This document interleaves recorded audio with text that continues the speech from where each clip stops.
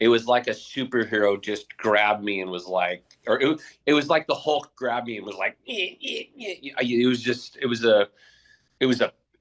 felt like a supernatural power. And it blew, so it was a nighttime hit. It blew my nods and my nod mount off my face. So I went from, under nods to not being able to see anything.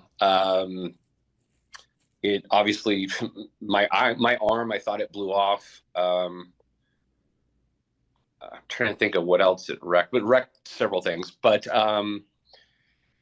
and everything was pitch black for me, and I really didn't know what was going on. I just felt my arm was blown off, so I got up and walked outside to the back, and there was a wall that we had hopped to get in.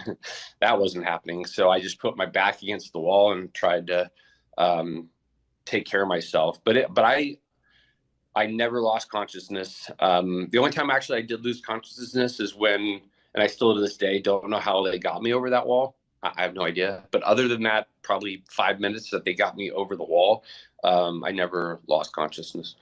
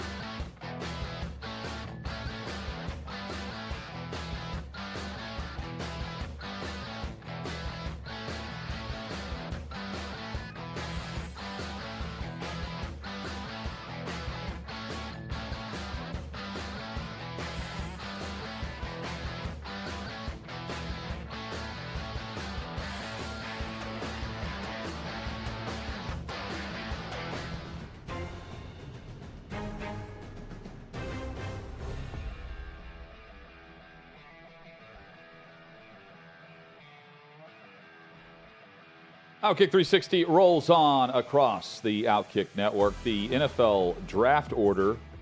Normally this time of year it cranks up on the discussion because bad teams, Chad, tanking and other things that comes to the forefront. More teams should tank. There's not enough tanking going on this year. The race for the number one overall pick, because, again, normally it's a chase to get the best quarterback. That was not the case last year. This year it will be. You've got Bryce Young, C.J. Stroud, according to Kuiper, you've got Will Levis available. Will Levis, Davey told me Will Levis has dropped to third overall now. Okay. From first overall, but still the first quarterback. Oh, he is? Let's not act rash and not drop him down the list of quarterbacks. Still the first quarterback. But Jalen Carter, Will Anderson, two SEC defensive players, 1 and 2 now. Well, Will Anderson makes a ton of sense already for the team that's currently selecting second overall. Right now, the Houston Texans remain the number one overall pick. That's no surprise there, but they're Chicago. They've traded away their pass rushers, and you said Will Anderson's number 2 on the board already? Like, if Houston passes there you go. If Houston takes the quarterback, the Bears are in good spot.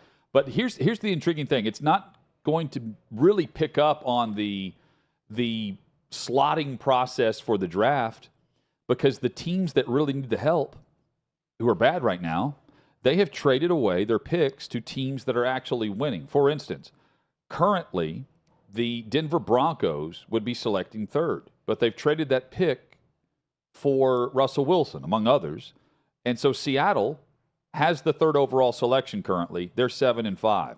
The Detroit Lions, who have really picked up the pace, they are, 5-7. They own the pick that the Los Angeles Rams would have for the trade with Matthew Stafford in exchange for Jared Goff, and they gave up this pick. They've got the fourth overall selection, the Lions do right now. And then the Philadelphia Eagles, currently selecting fifth, with the best record right now in the NFL, and that's via New Orleans. That's the one that jumps out to me more than any other one is the Eagles sitting there at 5. The Eagles, who right now are the best team in the NFL, hey, and they've got the fifth overall pick. I'm here to tell you the Saints are in contention to still get the number 1 overall pick. I mean, they are bad. We've seen them. Yep. And that loss helps Philly. They're up 16-3, and the loss ends up helping Philly when Tampa comes back on Monday night to win 17-16. I don't think the Texans are giving up that number 1 overall pick spot. We've seen crazier things happen, though, with this. By the way, rounding out the top 10, Carolina, Jacksonville, Arizona, Indianapolis, Atlanta. And the Atlanta Falcons, they are entering, and we'll get into this with Armando.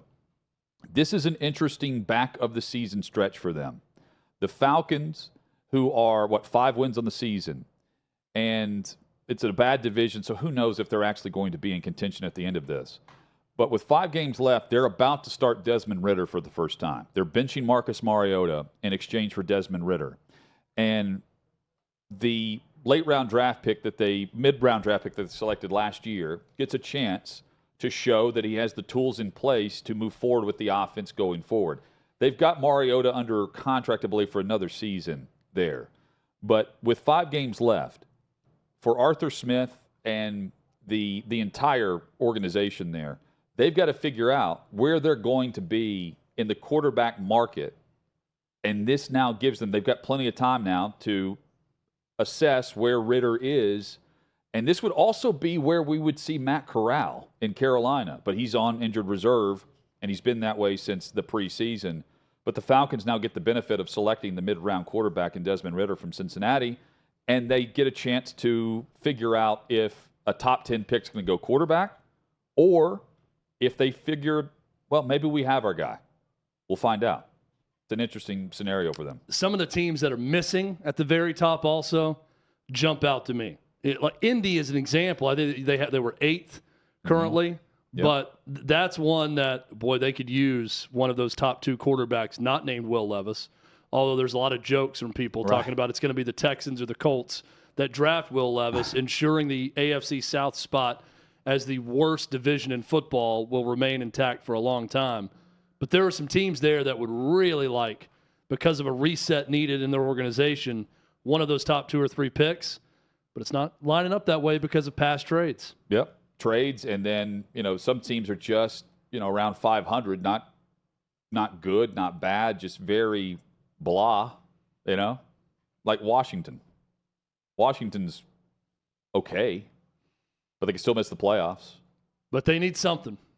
They need something. And don't we all, though? But then you have the Giants. The Giants are trying to figure out, is Daniel Jones the future, that he's doing just enough? Guy's going to get him in the playoffs, and he's still not going to be the answer by the end of the year. We're still not going to know. They didn't pick up his 5th-year option. Jury's out on Daniel Jones. We'll talk other quarterbacks, including Hendon Hooker, next.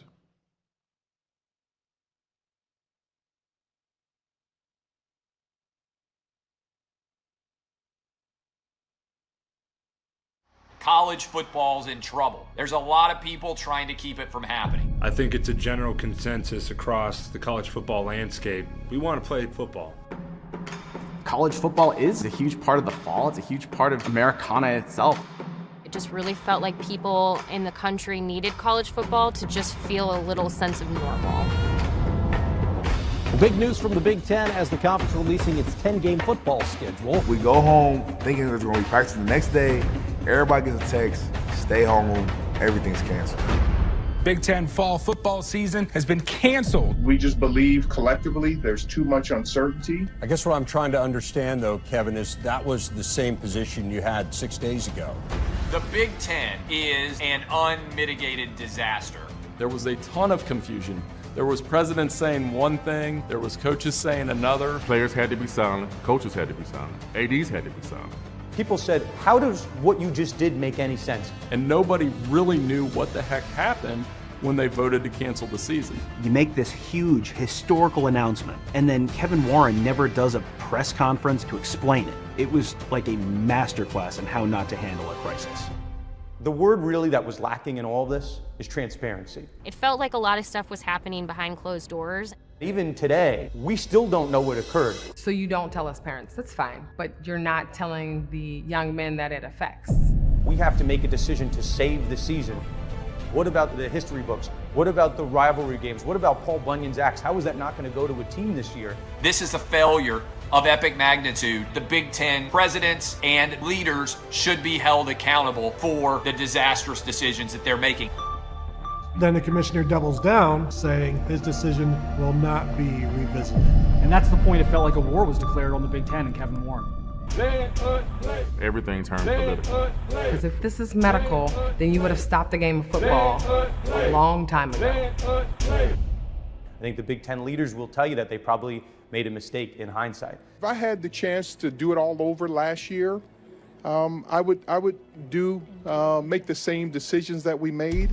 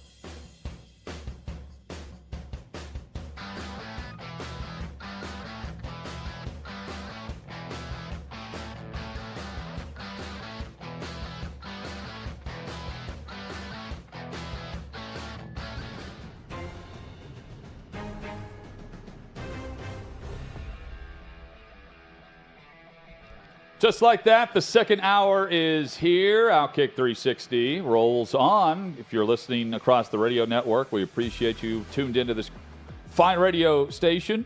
Here with you 3 to 6 Eastern, 2 to 5 Central each weekday with Chad Withrow. I'm Jonathan Hutton, 6th and Peabody, our location.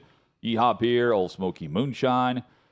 Chad, so John Gruden has the lawsuit against the NFL alleging that it was the NFL that leaked the email about the past email with the racist comments. Yep. And it's what got him fired. Last year by the Las Vegas Raiders. So Dennis Allen, no, let me get this right. Let me make sure. Oh, Bruce Allen, excuse me. Bruce Allen. There's so many Allens former team president. And I guess he was investigated. He was talked to by the oversight committee. And the transcripts are out for this. And he says that it was actually the Commanders that leaked the email in an answer about that. Yeah. So we'll what would be the motivation other than through Snyder? I guess to get emphasis off of him. I don't know. It's just part of his dirt digging campaign that's going on that says, hey, I've got stuff on everyone, and that's him throwing a shot out there that could take someone down? Yeah, I mean, it's a very interesting story today with the House Oversight Committee and the damning report that they've put out on Snyder. Armando Salguero will join us coming up in about 20 minutes. We'll dive in on all the NFL headlines. It will include that as well. The rumors, again, swirling, picking up with Sean Payton and Tom Brady teaming up next year somewhere.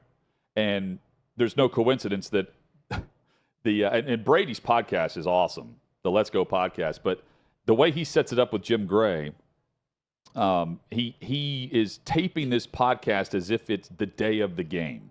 I guess they release it on Monday. So, he has the foresight when he's taping to talk about tonight's matchup. And, of course, they had the Saints on Monday night. And in typical Brady fashion, he's got Sean Payton on.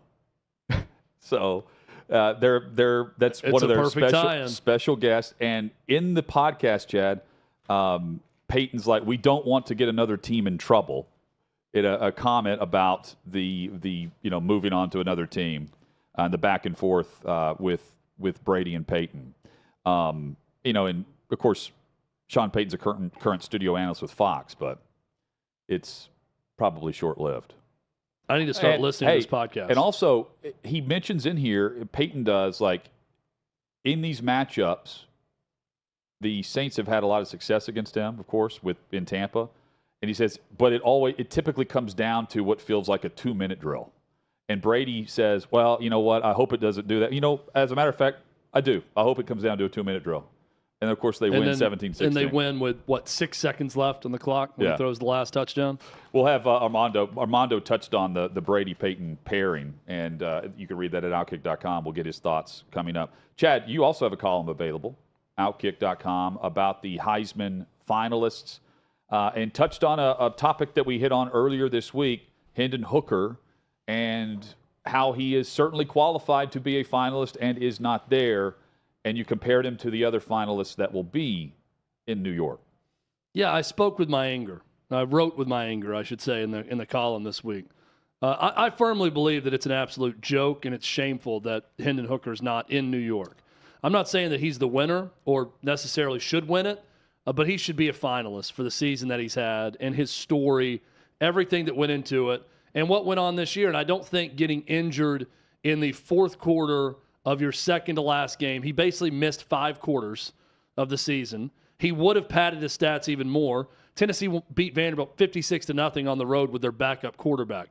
Pretty sure Hendon Hooker would have had some touchdowns and more yards to add to his pile that he already had he played in that game. I think there's a number of things at play here. The chief among them is too often what ESPN says is what a majority of the 900-plus Heisman voters believe.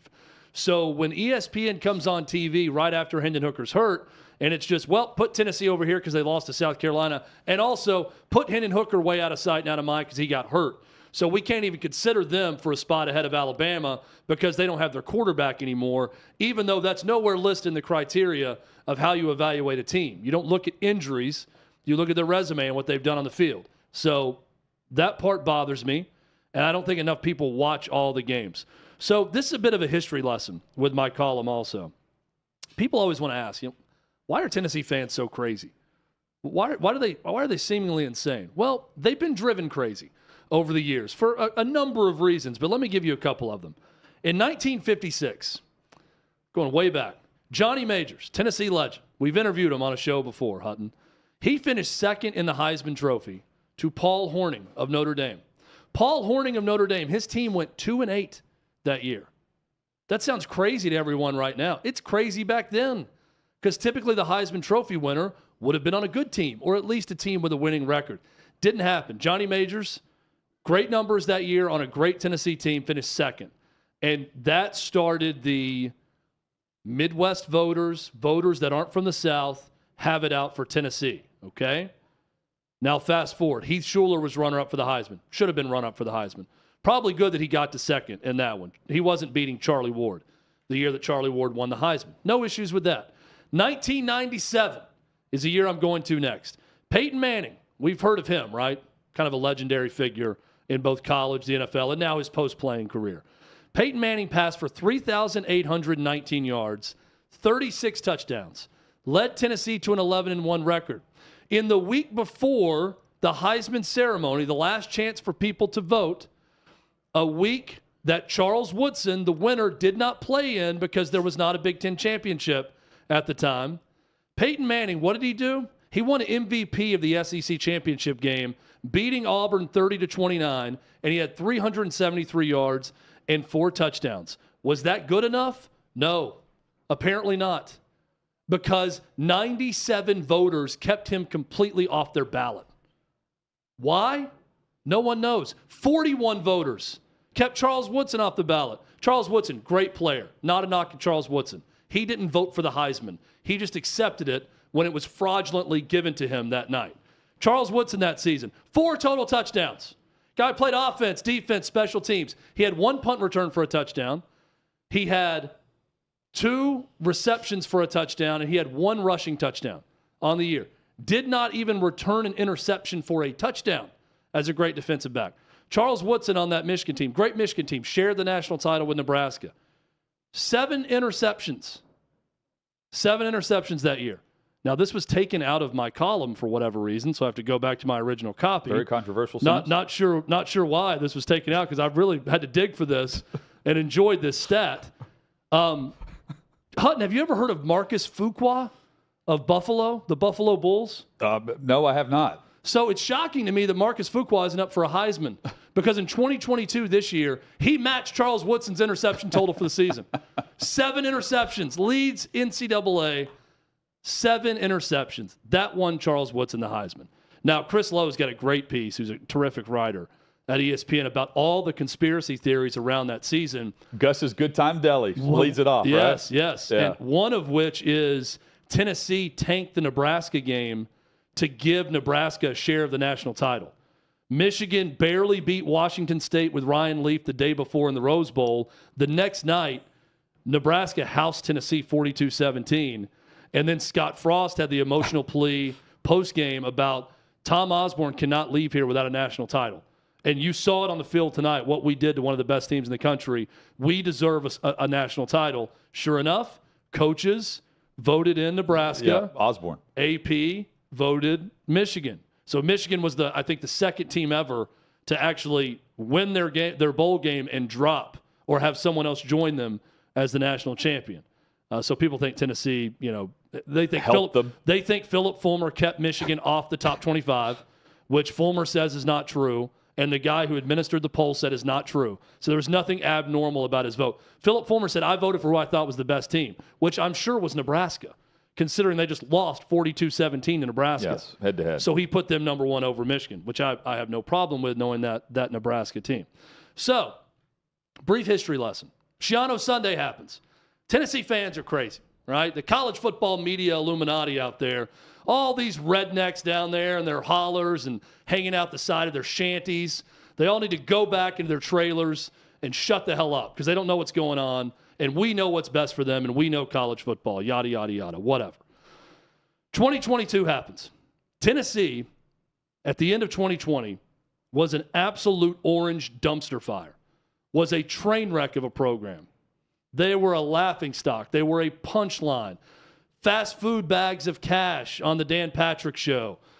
Jeremy Pruitt wearing a babushka on the sideline and people posting videos of that. Tennessee limps to a 3-7 record. Philip Fulmer gets ousted after having to fire his hire in Jeremy Pruitt amidst an NCAA investigation. With all of this swirling around, Hendon Hooker is the quarterback at Virginia Tech.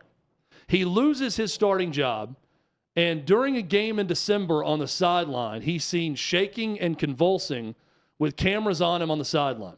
His coach, Justin Fuentes, said after the game, well, he's just cold. He wasn't just cold. He had heart surgery before that season and was having an adverse reaction to his heart medication.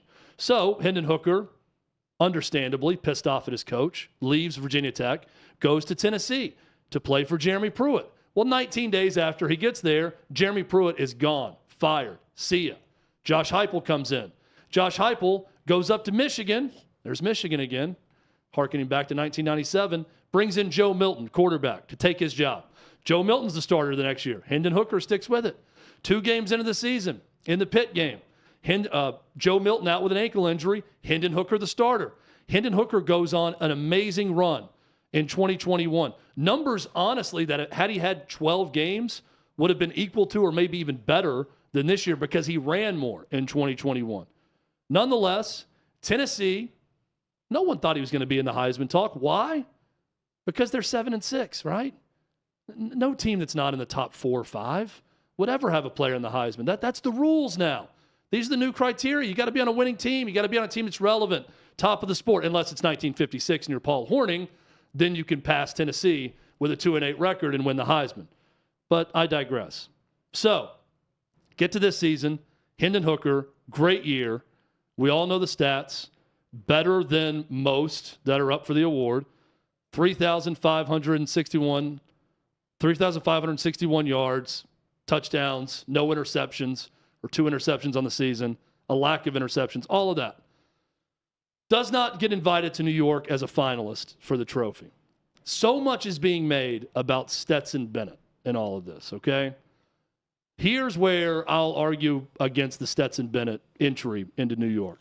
Never in the history of the SEC has an SEC Offensive Player of the Year swept both sides of it, coaches and AP vote, and first-team quarterback in the SEC been passed over, not been invited to New York because another SEC quarterback is invited to New York. Never happened before. Stetson Bennett gets the benefit of the doubt. Stetson Bennett also has a terrific story. We could go into it, but if stories are what make up the sport a lot of times, he's got a great one. Got no problem with it. Well, let me jump in on that because it's more than the story. I think it goes back to playing big, and I wrote this. He played his biggest in the big games. Yes. Consistently. Tremendous. Yep. Tremendous performances in the big games. And ultimately, I think that's why people voted for Woodson. They saw him against Ohio State where he had a punt return for a touchdown, a huge stop, and I don't know if he had an interception that game. He scored on offense that day. And I think ultimately that's what bolstered the vote. It goes back to our discussion earlier about how much have they seen you play. And when you played, did you dominate? Yeah, and that's 1997. Okay, the internet is new. Then you're reading newspapers more. But there's not as many games. I think it was the same then as it is now. Well, that's what I'm how getting many to. People left him off the ballot? Both of them. That's not an excuse now. I'll give you that in 97, where you're subject to so many national games. And everyone probably saw Ohio State, Michigan on ABC that year. Yeah, but there's no doubt that was also the year Ryan Leaf and Randy Moss were also there. Yeah. And they also deserve to be there.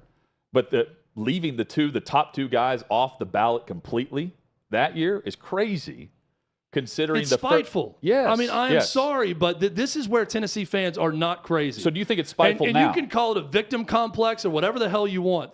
But it's truth. But I don't know if it's... There are a lot of media members, because Tennessee fans have been up in their Twitter mentions for a long time, that simply hate Tennessee, that will not vote Hendon Hooker in the top 10 because he wears that shade of orange. I am a firm believer in this. And they may lie to you and say that they look at it the right way. And I do not believe it. And also for this, yes, Stetson Bennett was great against Tennessee in the win in Athens.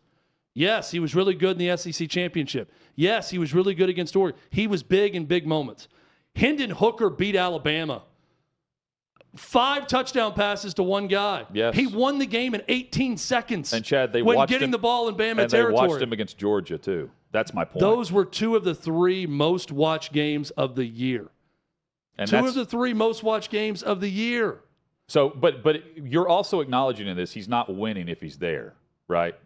He's not winning the award if he's there. No, probably not, because, again, it's going to go to... And this is the crux of your column, I think, is who is it actually going to? Well... Because if we're doing those big moments, I don't know how you vote for C.J. Stroud. Here's the crux of my column. I don't care anymore. It's broken me. This year, combined with 97, has broken my faith in the whole system. I don't care. When we talk Heisman... I will tell you who I think's the most outstanding player in college football. I don't give a damn what they do. I will not watch a second of it. I advise you, if you are fed up with it too, don't watch. I'm going to watch the Army-Navy game on Saturday, and I'm going to be done. I'm not watching the Heisman ceremony. Over 900 people should not be voting on this award, first and foremost.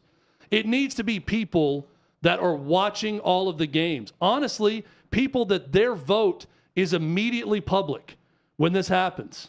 Yes. I want full transparency. I want a written thesis on all your top 5 and why you voted for them. That is not too much to ask. If we're going to talk Heisman all year and not just in the season, but leading up to a year, if that responsibility is going to be that much, you need to, in writing, explain why you voted for a certain player over another one. I can get one Heisman voter on after they announce it and get his perspective on who he voted for and why, and I know who it is, but he can't say until after. And a lot of you and I know a lot of voters who can go on Sports Talk Radio next week and actually discuss who they voted for and why, but they can't do it ahead of time, which is ridiculous if you're turning in your ballot right now. It's also, we know we're all products of our environment and what we see and what we hear. And I mean, going back to 97, what did ABC and ESPN want? They didn't have the SEC at the time. They needed discussion points. They propped up Charles Woodson to be in that debate the whole year. I don't even think they thought that he would win it. I really don't. I thought they knew it was a slam dunk for Peyton Manning going into it. Yeah. Charles Woodson in the piece for Chris Lowe admits, I asked my teammate that with me, do you honestly think I have a chance to win this? He said no, probably not.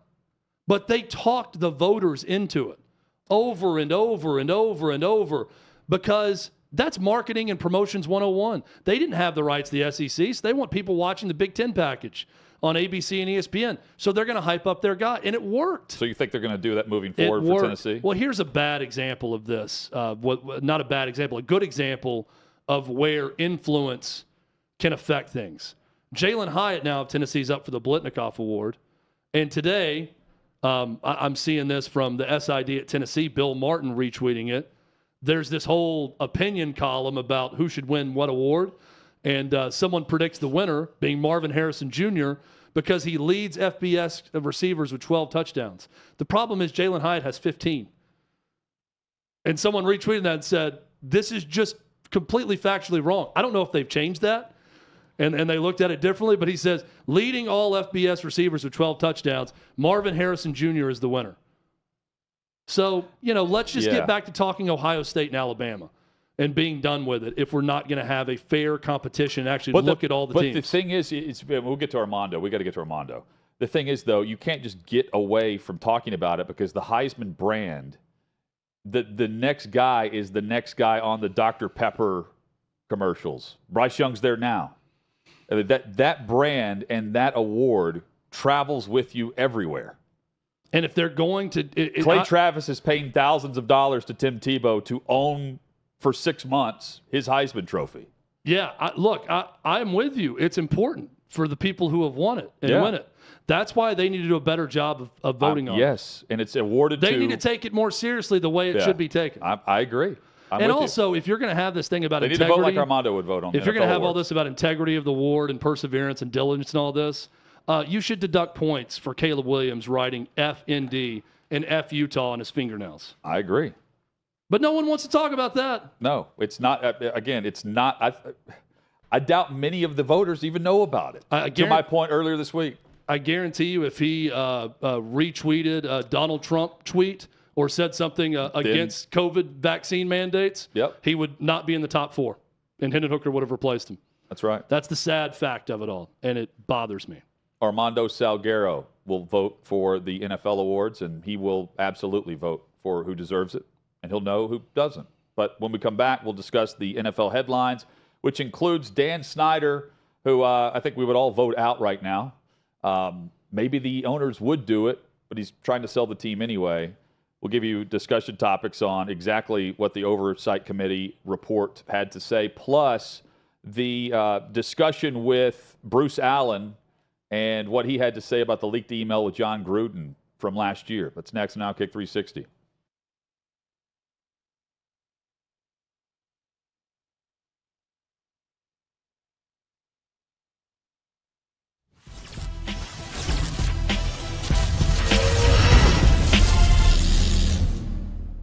Today's edition of the Trey Wallace podcast. Happy to be joined by Barrett Salee. Everything is powered by OutKick.com. Barrett Salee of CBS Sports joins us. What's up, buddy? Oh, just getting through transfer portal palooza, bowl games. It's funny, Trey. I don't know if you feel this way, but I've noticed this for a while now. The offseason in college football is so much crazier because there's no structure to it. Like there's not like a pattern like there is during game week. I mean, it's been crazy the last couple of days. It hasn't stopped, and that's the wild part about it. I mean, we were sitting in Atlanta on Saturday afternoon and watching Georgia demolish LSU, and we knew what was coming on Monday. And I don't think we expected it to be as we knew it was going to be crazy in a sense of there's going to be a lot of people testing the waters. But man, what we are seeing in the transfer portal, Barrett, it is setting up for the future. And there's a lot of kids that are going to be looking for homes after January, I think, that aren't going to have a spot. Yeah, over 1,000 kids in the portal as of this morning. I kind of thought there would be a small group that, just put their name in just every single year, which, I mean, look, I get it. It makes sense. You're going to improve or you're going to have issues. And so you want to find different spots after every season. And, I understand that, but I mean, it is just nonstop. The names that get put in there, I think that coaches and even players that are not putting their names in the portal probably did not expect the wild, wild west to be this wild. And the fact that you're getting so much booster money, collective money put in, the NCAA has got to be throwing their hands up in Indianapolis. Like, what do we do? What do we do? Because you're not supposed to recruit with NIL inducements. I guarantee you all of these kids are being recruited with NIL inducements. So it is a bizarre time. There's no doubt. Yeah, the one thing that stood out to me is I was talking with Dan Mullen last week about this, and he brought this up, that players are going to go into the coach's office or contact the local collective and be like, hey, guys, this is what I did for y'all last season. Look at my stats. Yep. What are you going to do to keep me here when it comes to an NIL deal where I'm not testing the waters? How, in your opinion, how big of a deal is that to keep your current roster happy, knowing that you've got to go out and spend money, let's be honest, spend money to get players to come to your school? It's huge. It's huge. And I don't envy roster management on anybody. I've said for years, even when the transfer portal wasn't there and you saw some, grad transfers and waivers and all that stuff, that I don't envy roster management on anybody, even, rich men like coaches. I always said it's a rich men problem. Go figure it out. Well, not in regards to roster management. And you're right. You have to constantly recruit your own kids in addition to figuring out, where to go. And it's going to leave a lot of space for coaches to kind of look around and go, how do I fill out the rest of my roster? So yeah, it's difficult, and you do have to keep your roster happy. I do think though, Trey, and I don't know if you've thought about this, but it was something I was thinking about the other day, is that it has the transfer portal window, I think, was necessary. It's crazy and wild or whatever, but it was necessary because it prevented players from leaving, at any time they wanted.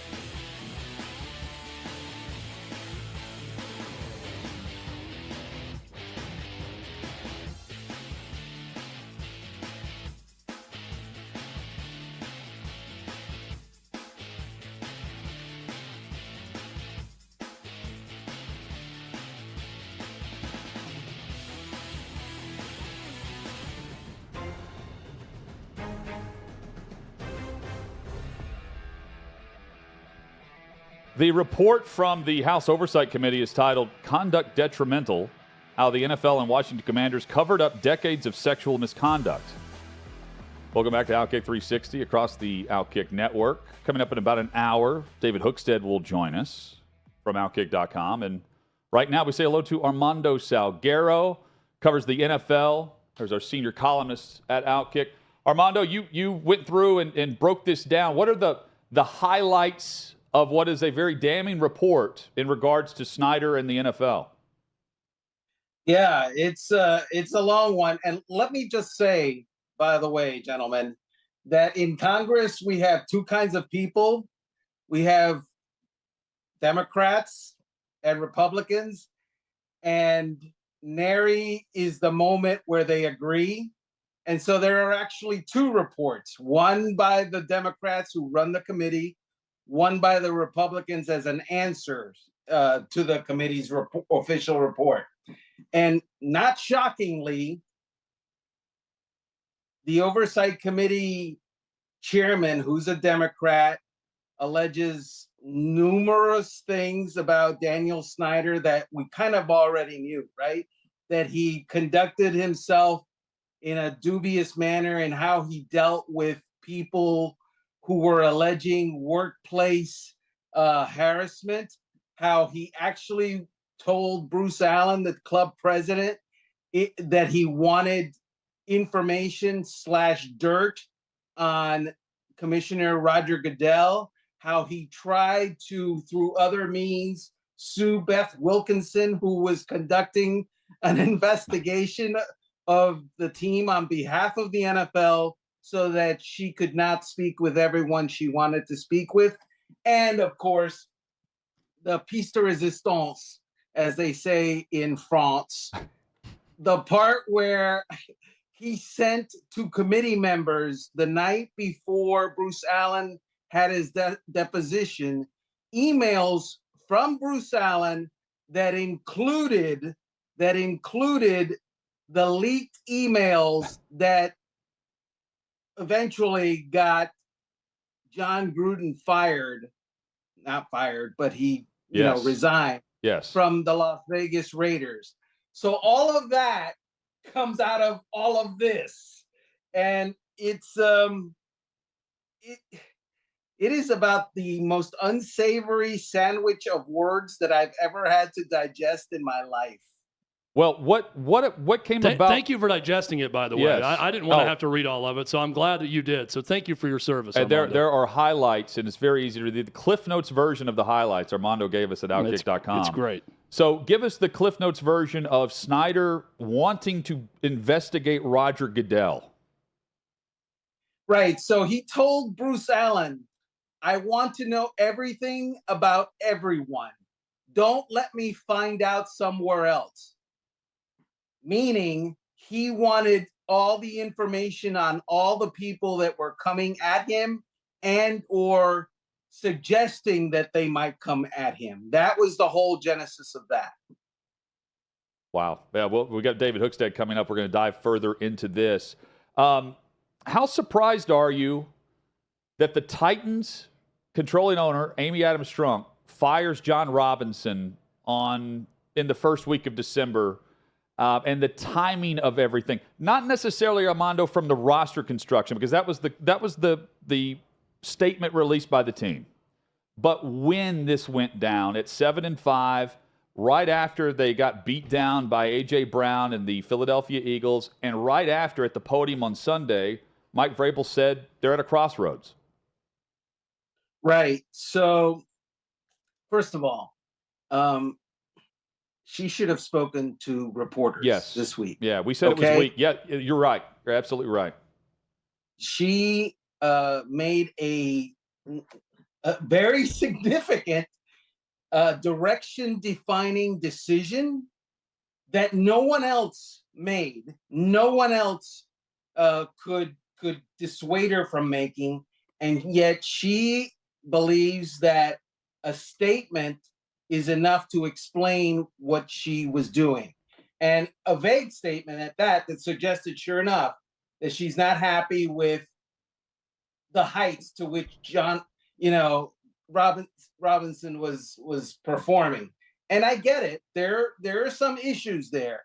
The timing is weird if you consider that right now scouts are on the road for all the various teams. They are turning in reports. They are deciding, the various teams are, which reports need to be further investigated to find the players that they want to get with in, I would say, a month and a half at the Senior Bowl in Mobile. And beyond that, at the Combine in February. This is the time where personnel departments, if they're a machine, the generators are at full throttle. And generally, the general manager is the guy running that whole machine. And so now the Tennessee Titans decide at this time, at this juncture, because A.J. Brown lit them up, that, hey, the guy that's running our machine, he needs to be out of here. It's a weird situation. Normally what you have is GMs are fired along with other coaches, either at the end of the season when much of the hay is in the barn, so to speak, or after the draft when all of the hay is in the barn. Does this feel like a situation, knowing Mike Vrabel a little bit and his personality, where this is heading towards more full control for him, even if someone else has the general manager title, where he's going to be in charge of shopping for the groceries and cooking for the dinner, as people have liked to say for years? Well, if anyone deserves that, that stance in that position, I would say to you, Vrabel is probably on that list. Gents, Mike Vrabel is a top, I would say, 7 head coach in the NFL. He is very good at what he does. And the Tennessee Titans put him in that spot when they didn't know if he was very good or would be very good at what he does. And he has rewarded them with an outstanding job coaching the Tennessee Titans, developing players, getting the maximum out of what is generally considered, a top 3rd roster, but not necessarily a championship roster. And so he deserves it. I would assume that he will have say in who the next general manager is. And the reason that it's not going to happen anytime soon is because Mike Vrabel is busy doing other things right now. Do you think John Robinson gets another GM job quickly when one opens up? No. General managers are not like coaches, as you know. It's hard to recycle them. It takes a while. There's got to be some rebuilding done. There's got to be some, rehab done. And honestly, generally speaking, the decision that is most looked at that a general manager makes is, number 1, the quarterback. And then it's number 2, who did he hire as a head coach? Well, it's great that Mike Vrabel is the head coach, but the hiring of the quarterback, it's not looking great for John Robinson. And he has admitted multiple times that he's tried, and Ryan Tannehill is as good as it's been and as good as it's gotten. And all this time, while other teams have found quarterbacks, and better quarterbacks. So that's something that's on his resume that he can't delete. Armando, we'll go rapid fire with 2 quick ones on the back end here. And I'll set this one up by saying we're about to see a quarterback over the final 5 weeks with an opportunity to prove himself. And I'm not going to bring up Baker Mayfield. It's now Desmond Ridder. The Falcons right now currently have a top 10 pick, and the timing is perfect for Arthur Smith and that coaching staff and regime in place to figure out what they have or what they don't in Desmond Ridder. We would probably be seeing the same thing with Matt Corral if he's healthy in Carolina, and he's not. But this is a big moment for Ridder, because if they don't know, they'll have multiple options moving forward, and the cheaper option is to have a top 10 pick this year as opposed to last year and take a quarterback in that spot. Desmond Ridder has to show in the next 5 games, in the next 5 weeks, that maybe he's not elite, maybe he's not the franchise, but there's an opportunity to get there. And the way you do that is you don't necessarily have to win with a bad team around you, but you have to improve week to week. Yes, and Marcus Mariota, I think, is still under contract for next year. But again, it's the perfect time with all of that involved there. Also, just going into the week, I'm curious to get your thoughts on. We've got Brock Purdy, who's starting for San Francisco now, and some other quarterback things around the league are interesting, just based on position. Washington and the way that we're seeing Heineke play. Daniel Jones, who knows what they'll end up doing there moving forward. Things play out over December that will matter more than just playoff positioning, which is first and foremost. Yeah, the Giants are going to try to find a quarterback.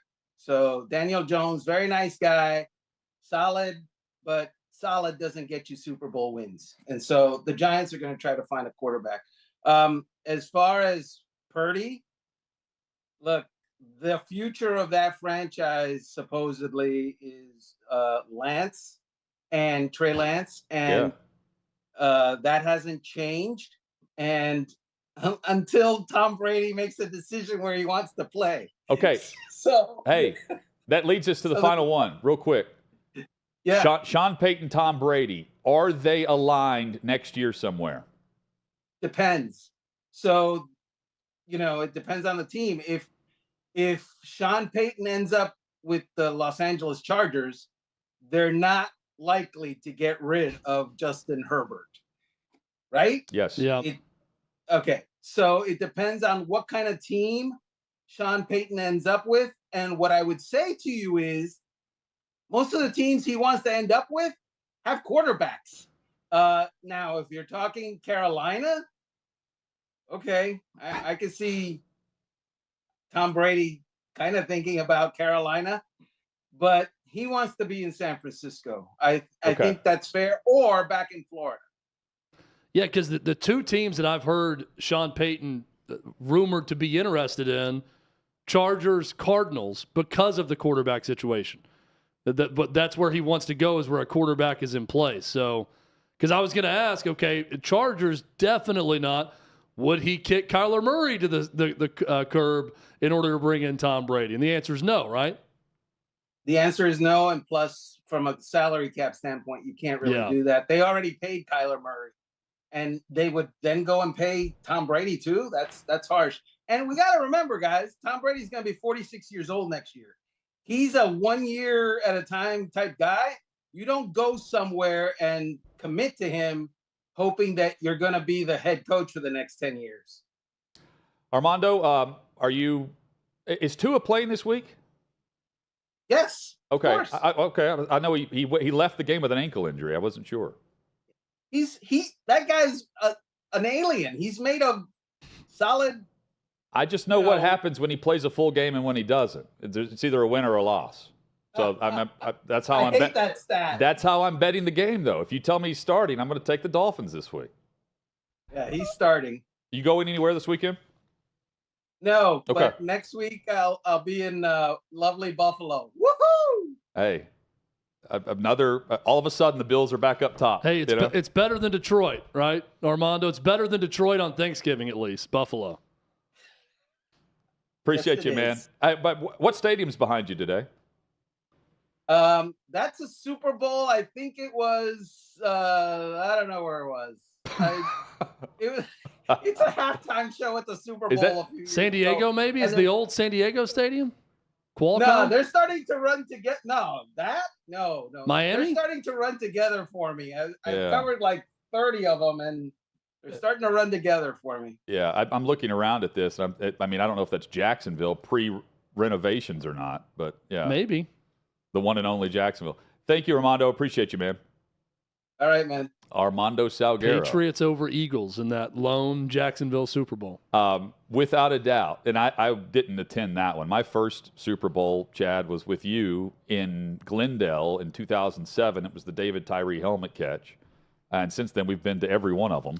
But that Super Bowl in Jacksonville is regarded from the media as the worst. Media, teams involved, NFL, the worst host city that they've been to. And that's why the team in Florida has not received more of those Super Bowl rotations. That does not surprise me in the least, having been to Jacksonville. That would be the worst destination, and the layout is so spread out. Downtown in Jacksonville is nothing. That's not really where people go. It's just a business center. It's not a spot where you hang out at night.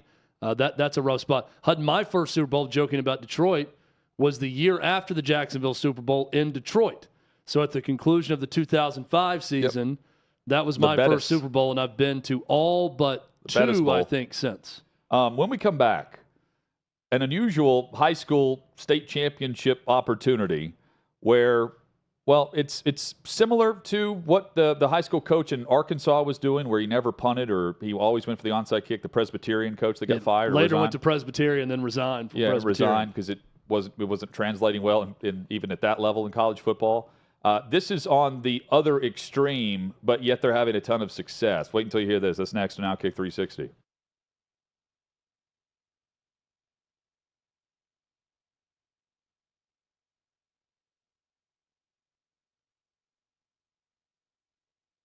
Two teams went out. One was actually a team from the unit that I now play on TV that was attached to us. They went out. They went on the front side, or went around to go to the front side of this other house, and my team was basically going towards the back side of the house.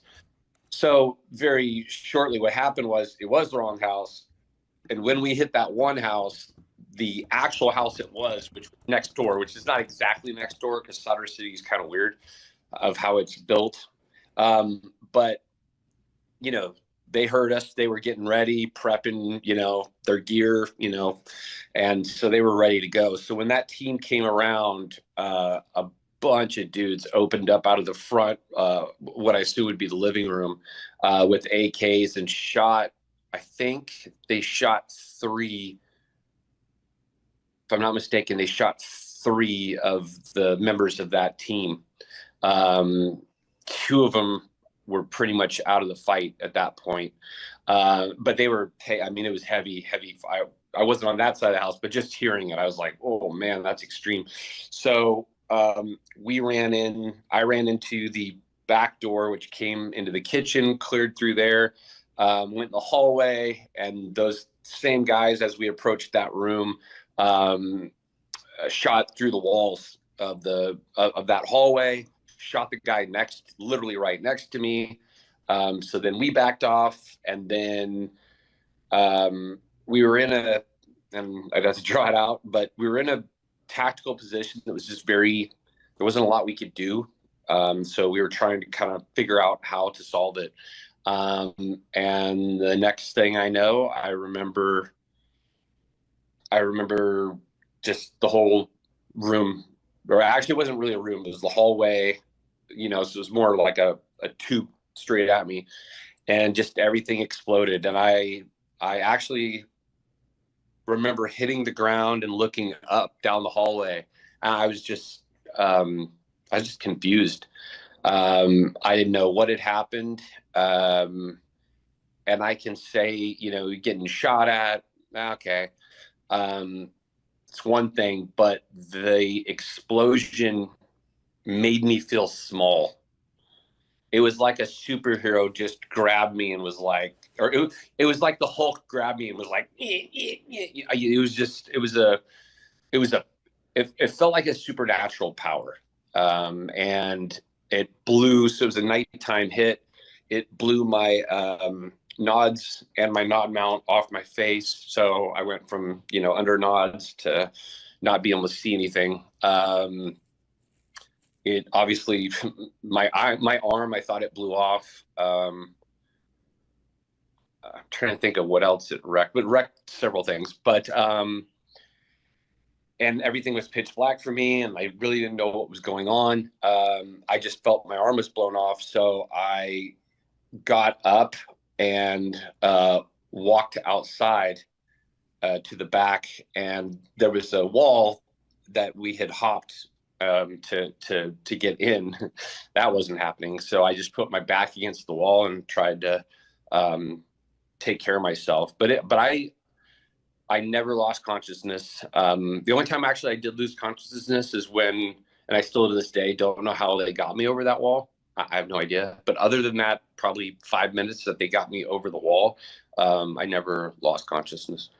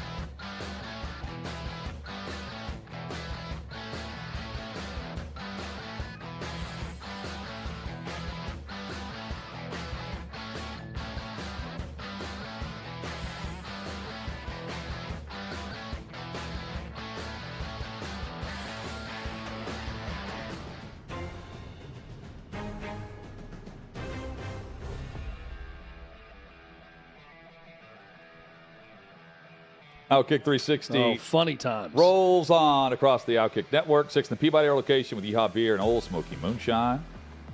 Chat up. How about my guys at Grenada Hills? I mean, how about them? So just refreshingly old school with their approach to the gridiron. There was here in Tennessee, there was a high school state championship team at Montgomery Bell Academy in 2014. Their last state championship team in the game, the state title game, they set a school record, a state record for most rushes, and they only completed one pass the entire game in the state championship game. I feel like Alcoa also had one of those seasons where they had one running back run the ball like 47 times in a game, in a state championship game.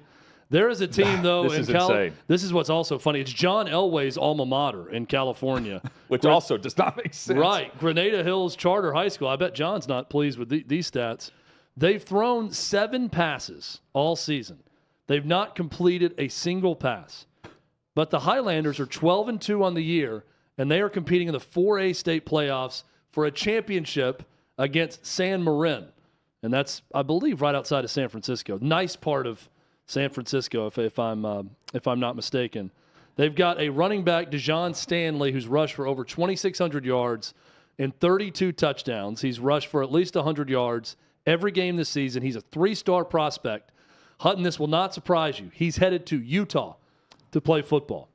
So does not surprise me. This is, it's however you can get it done. This is almost like a single wing type approach from the 1940s and 50s from Grenada Hills, where They're getting the job done, though, playing for a state championship, not completing a single pass. Is it they've in the story, by the way, OutKick.com's got the story here, but there's someone quoted there from the team that's like, well, people can't fathom what we do because we practice at 5:30 in the morning. And I'm thinking, yeah, that sounds about right for football practice. Welcome to the South, where, if you're there at 5:30 or late prior to school. But, hey, here's hoping in Game 15 that they hoist the trophy at 12, and they finish, 13-2, and they do not complete a pass. In fact, I don't want them to attempt to pass in the entire game. Well, if they do, and it's some dramatic moment where they're 70 yards away with 4 seconds left and they complete their first pass of the season, it's or a touchdown. Shovel pass. Yeah, the or Utah something pass. crazy happens, or they have to complete this one pass because it's 4th and 9 and they can't run it in and there's 1 second left. I hope there's some sort of Super Bowl build-up feature to this team and what they accomplished if that happens. I want to read more. Stories up at OutKick.com right now. We've read a little bit about them, but I need more. We've got that Fight for Football documentary on OutKick. Maybe this will be our next doc. The Dijon Stanley, in the most recent game against, they won 22-7, 90-yard touchdown, 174 yards, 3 touchdowns, 4 carries.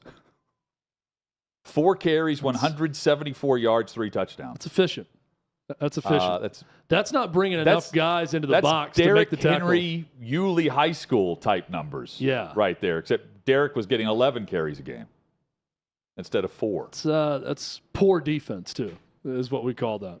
Good offense. Yeah, well, okay. Good rushing attack, but some poor defense as well. Baker Mayfield, it sounds like he's going to be active tonight, and he may actually start this game, which is crazy considering he arrived on Tuesday. And the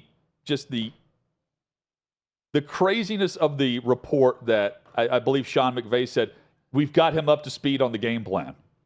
Are you kidding me? That you just drop him in there and it's like, yeah, we feel like he's ready to go if he needs to play. I mean, the same way that I thought Jeff Saturday, if he succeeded at all, which he's not after that first win, could succeed in the NFL, is an indictment on NFL head coaches that he just comes off the sideline and can do this. If Baker Mayfield comes in and knows the offense and it looks coherent, that's an indictment on Sean McVay's offense, right? Yeah, but his offense isn't the issue. It's a credit to Sean McVay that you were able to dumb it down to a level to get a guy ready off the street. So you can look at it both ways. It's also a great compliment to him that he could bring someone in and coach him up enough and get the offense ready for them. Unfortunately, the storyline is likely going to end up being that Baker Mayfield is a sacrificial lamb in this against the Raiders' defensive front with Max Crosby and others. And they'll be getting after him. Hutton, I know... because that's not a good O-line for the Rams. When we come back, Hutton, I know we've got one big thing on every NFL game coming up, Ready one of my favorite segments of Locked the week. and loaded. But we also must talk about, here's what we call in the business a tease. Mm-hmm. We must talk about a story at OutKick right now. Clay Travis just tweeted about it, of the next evolution in NIL, in recruiting, that is genius by a high school 5-star prospect. That's the tease. By the way, NIL was approved in this state today. For high school players. Yeah, for high school players. Sophomore quarterback could go to the local sandwich shop and start slinging out hoagies for cash. And Tennessee's not the first state to approve it. It's unusual. And part of the line of thinking in the vote was the state's trying to get out in front of this. Yeah. Meanwhile, before it takes over. I starred for my high school basketball team and couldn't even get out of a ticket from the dad of a daughter that I dated in high school was the cop. Wouldn't let me out of the ticket. Next.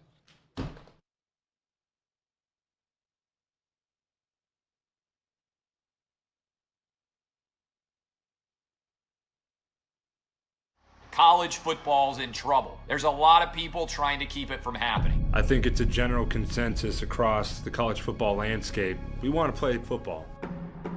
College football is a huge part of the fall. It's a huge part of Americana itself. It just really felt like people in the country needed college football to just feel a little sense of normal. Big news from the Big Ten as the conference releasing its 10-game football schedule. We go home thinking there's going to be practice the next day. Everybody gets a text, stay home, everything's canceled. Big Ten fall football season has been canceled. We just believe collectively there's too much uncertainty. I guess what I'm trying to understand, though, Kevin, is that was the same position you had 6 days ago. The Big Ten is an unmitigated disaster. There was a ton of confusion. There was presidents saying one thing, there was coaches saying another. Players had to be silent, coaches had to be silent, ADs had to be silent. People said, how does what you just did make any sense? And nobody really knew what the heck happened when they voted to cancel the season. You make this huge historical announcement, and then Kevin Warren never does a press conference to explain it. It was like a masterclass in how not to handle a crisis. The word really that was lacking in all this is transparency. It felt like a lot of stuff was happening behind closed doors. Even today, we still don't know what occurred. So you don't tell us parents, that's fine. But you're not telling the young men that it affects. We have to make a decision to save the season. What about the history books? What about the rivalry games? What about Paul Bunyan's axe? How is that not going to go to a team this year? This is a failure of epic magnitude. The Big Ten presidents and leaders should be held accountable for the disastrous decisions that they're making. Then the commissioner doubles down, saying his decision will not be revisited. And that's the point. It felt like a war was declared on the Big Ten and Kevin Warren. Everything turned political. Because if this is medical, then you would have stopped the game of football a long time ago. I think the Big Ten leaders will tell you that they probably made a mistake in hindsight. If I had the chance to do it all over last year, I would make the same decisions that we made.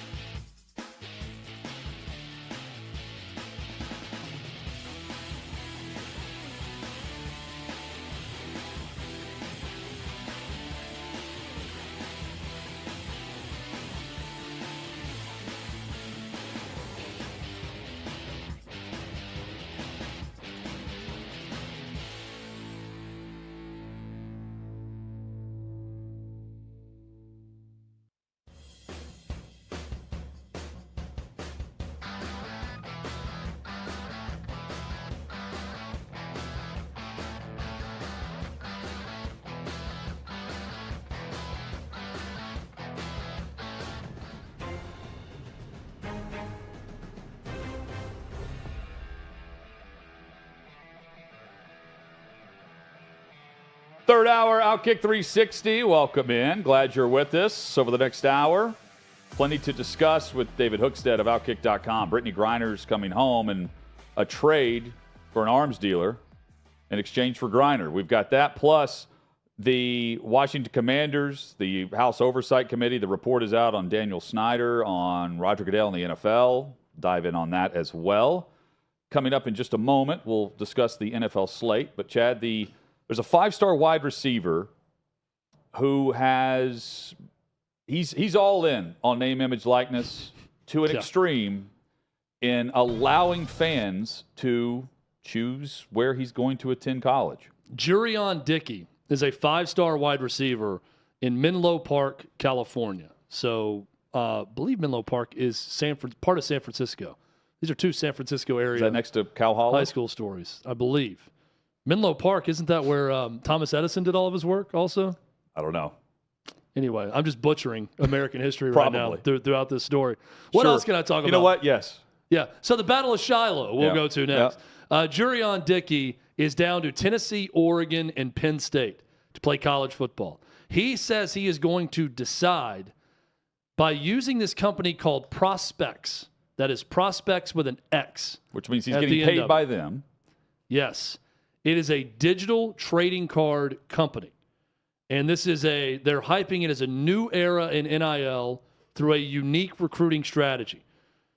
You basically, as fans, can register through Prospects as a fan of a certain school and then pay specifically for digital trading cards of prospects through Prospects with an X.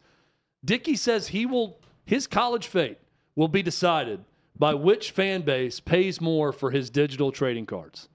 That is where we are now in recruiting and in NIL. So, jury on Dickey. Now, I'm guessing the kid has decided, I'm okay with any of these three choices. Now I'll let the pocketbook decide. May I? With the fans. May I jump in here? Yes, you may. Have you heard of three-card Monty? Yes. Where you think you know where the that card is? That I have heard of. Menlo Park, maybe not. So this company, maybe it's on the up and up, but this company's paying him a flat rate for him to put this out, right? And then they're going to get the profits. It says in the video that he makes cash. From the company? From the purchase of the cards. It's going to him. So the other two schools also go to him? You see what I'm saying? The other two schools where fans pay go to him? It all goes to him. Who's to say it's not rigged and he gets to pick whatever he wants to, and then you have a collective at any of these? Certainly possible. Who's to say that, and again, Spire, if he wants to go to Tennessee, Spire Sports can load up this at the 11th hour and make sure he ends up wherever he wants to land, if it's Tennessee. And then you go to the other version of the collective at these other schools. Or Phil Knight could just decide, I'm going to drop $1 million into that bucket at the very end. Yeah. This is a lie. That's my opinion on this. This is a scam. It's a scam. It is set up for him to go where he wants to go. He can decide wherever he wants and then just claim Put that Middle they Tennessee have State University as a fourth just in case, right? Like, it doesn't matter. You're not going there. Hutton, I didn't immediately think scam, but now that you say that, I agree with you. I believe that he's going to decide where he wants to go, and they can make the numbers work either way. You can have the collective. And they're going to make a lot of money in the process. You can have the collective boost everything with 10 seconds to go or whatever, and you can end up where you want to be ahead of time. And then you stay with this, because guess what he's going to do? And again, he may be great. And I don't blame. This is straight business here. Enter the portal after a year and do it again. And again. Well, he's with the company now, so if it works out for him, he's not going anywhere. He's still going to be endorsing that company, so he could theoretically do that every year. You're right. Hey, I was right on both fronts, by the way. Menlo Park, where he's from, is in the San Francisco Bay Area, and there is a Menlo Park that Thomas Edison was at in New Jersey. His Menlo Park is in New Jersey, where he came up with all of his inventions and whatnot, his gadgets. So, Chad, let's consider who Tennessee's up against in this, just briefly, for 60 seconds. Penn State, Oregon, right? Mm-hmm. So you've got Nike, Spire, and Jimmy Frank going head-to-head with all this. I'm sure Penn State has a nice little collective also. I don't know much about it, but I guarantee they've got something. And they got a huge fan base. So he picked 3 schools with big fan bases, but the one with the smallest fan base would be Oregon, yet they have maybe the deepest pockets because they're backed by Nike. They have a shoe deal. They have the shoe. Well, right, yeah, right. I mean, not just a deal. I mean, all these schools have a shoe deal. They own the shoe. Well, you know what I mean, though. Like, yes, you could sign immediately. Yeah. With Nike, but the money's everywhere now. I mean, you could have a top 10. I mean, if you really wanted to get business etiquette here, like, let's go top 10. Just add in other schools. Go through the entire SEC and have a battle. And then at the very end, just go where you want to go. Allow me to get really dirty for a second. Sure. Okay? Yeah. So in the state of Tennessee today, they approved NIL for high school athletes. This happens in Texas. This happens in other places too. And it's coming up for legislation with state high school athletic associations. What's to stop a high school kid from doing this with different private schools that can recruit? Again, if you are a prospect, like name, image, likeness, it's gone on before. Yep. And it will. I mean, but I'm saying now it's public. Right. If you came out and said, I'm with Prospects with an X at the end, and the Boosters, alum, fans, parents, whoever that spend the most with these 3 private schools in this city or in this state, I will go to the one that buys the most digital trading cards. And it could be a freshman in high school. That's a top prospect, or a sophomore. Where does it stop? You obviously won't make as much as you will in college playing this game, but you can just go right on up the ladder of money-making opportunities. Yeah, imagine. Also, a digital trading card, there is zero value in that. I really respect those who actually produce something or make something now. It sounds like, Davey, you would be into this, I think. Well, just. Is that me? Is that too judgmental of me? I feel like you own like a. Pokemon guy? Yeah, do you own. Do you have any digital trading cards or anything like that you've purchased? Oh no, are you like trying to go like the NFT route, stuff of that nature? No, I'm smart. I don't dive into that. Okay. I'm not going to get screwed over by Sam Bankman-Fried or whatever his name is. No, this isn't my thing. I respect you even more now. I must have been thinking about Corey Taylor instead of you. It is incredible though how much. Granted, this I'm sure people are like this is ironic from someone who produces a show and does a show every day that's there and then can go back and watch. And is it really real? If it's out on the internet and it's on radio, then it disappears. It's not a physical product. Yeah. But what the internet has done for me with NFT, with digital trading cards, with all this baloney, is I really respect people who actually produce something. Like we're here in a distillery. This is moonshine. They have jars of moonshine that's actually produced. They have products that they sell. Like you're actually creating something with your hands, with machinery that is physical. I can reach out and touch it. I can taste it. I can eat it. I can drink it. I respect people that do this now more and more as time goes on because so much of our commerce is just ether. It doesn't exist. A digital trading card? What the hell is that? Like I'm trying to get. People make fun of my iPhone 7s. Yeah, I don't think you can have that. I in part have my iPhone 7s because I want less on my phone. I want less digitally. I don't need more apps. I don't need more photos I don't ever go back and look at in my phone. I don't need those things. I want less clutter in my life. I want things out of my house, not things in my house. It's what a time. What an amazing time to be alive. With a relic. Eventually you'll be selling that as an NFT. Yes, the iPhone 7S. For the network that produces the most money for this iPhone S, I pledge my services to. Moving forward. Dave, this is going to be me in sure. 2026. It is time for one big thing on every NFL game. And we've got some buys. It's the final week for buys across the league. Of course, none over Thanksgiving. Had 2 teams last week and now 6. Falcons, Packers, Bears, Colts, Saints, Commanders. All off this week. Thursday Night Football tonight. Raiders and Rams. Josh Jacobs rushed for 144 yards against the Chargers. He leads the NFL in rushing with just over 1,300 yards right now. He has a chance to become the first Raider to win the league rushing title since Marcus Allen in 1985. Rams quarterbacks have been sacked 42 times already. Again, if Baker plays, he is a sacrificial lamb. And for those thinking that McVay is going to get 5 games to evaluate him, you may get like a quarter and a half based on how bad this offensive line is. Jets and Bills. Jets already own a win over Buffalo. They're 7-5. Buffalo 9-3, and now they're back up top as the number 1 seed in the AFC. The Bills finally starting to actually run the football with Singletary and James Cook. Both have combined for 100-plus rushing yards in 2 of the Bills' last 3 games. The Jets, by the way, last week just 1 for 6 in red zone opportunities with Mike White. That's the key in this one. Their defense actually showed up against Josh Allen, and you could say Allen didn't. Browns and Bengals. Joe Burrow has thrown 16 touchdown passes, only 3 interceptions over the last 7 games. Cincinnati has lost 3 of 4 games against the division, and now they have a chance to climb and potentially pass Baltimore.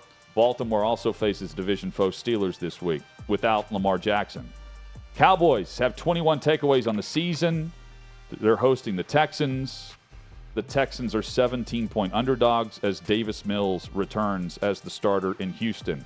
Vikings and Lions. The Vikings just 1 game behind the Eagles in the NFC home field advantage chase. And the Lions are great on offense, really bad on defense. If they could play some defense, they'd be more than 5-7 right now. They've really struggled on third down. They've really struggled in the red zone. They're 31st in the league on third down as a defense, and they are 28th as a defense in the red zone. Interesting matchup, though, because, again, Detroit's been going up and down the field. The Vikings have allowed 118 points combined over the last 4 games. Eagles and Giants. Giants have the Commanders next week. This weekend, they will host the Philadelphia Eagles, who come in at 11-1. Jalen Hurts threw for 3 touchdowns, ran for another score against the Titans, then ran all over the Packers the previous week. The Eagles, though, committed a league or season high for them, 12 penalties. And Chad, 7 of them came on false starts and holding penalties against the offensive line. Yeah, that best offensive line in the NFL that we've been talking about all season. And here's the crazy part about that. Didn't even affect them in that game. 12 penalties, 7 false starts.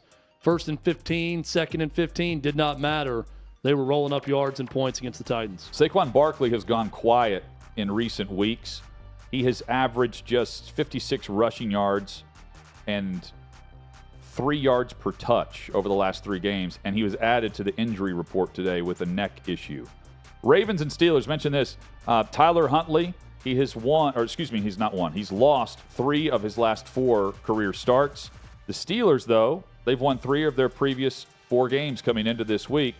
And Kenny Pickett, he's thrown 42 touchdown passes at Pitt last year.